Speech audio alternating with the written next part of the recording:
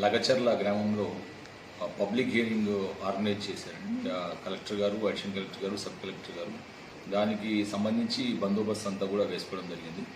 అదే సమయంలో బోనగాని సురేష్ అని చెప్పేసి ఒకతను ఆ గ్రామస్తుడు, లగచర్ల గ్రామస్తుడు కలెక్టర్ గారిని గ్రామానికి ఇన్వైట్ చేయడం జరిగింది. అక్కడ గ్రామస్తులంతా ఉన్నారు, రైతులంతా ఉన్నారని చెప్పేసి అక్కడికి వెళ్ళిన తర్వాత అక్కడ ఇష్యూ ఏముంటుంది మేము చూసుకుంటామని కలెక్టర్ గారికి అడ్వైజ్ ఇచ్చిన తర్వాత అక్కడికి వెళ్ళిన తర్వాత గ్రామస్తులందరూ కూడా ఒక్కసారిగా మూకుమ్మడిగా ఈ ముప్పేట దాడి కలెక్టర్ గారి మీద అండ్ అక్కడ ఉన్న అదర్ రెవెన్యూ ఆఫీసర్స్ మీద, అడిషనల్ కలెక్టర్ గారి మీద, సబ్ కలెక్టర్ గారి మీద, కడా ఆఫీసర్ మీద అండ్ డిఎస్పీ గారి మీద అంతా కూడా చేయడం జరిగింది.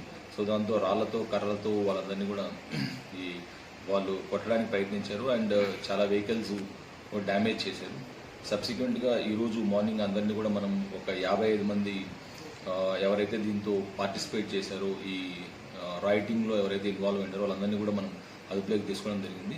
వీళ్ళందరినీ కూడా మనము విచారించి వాళ్ళ మీద చట్టపరమైన యాక్షన్ తీసుకోవడం జరుగుతుంది.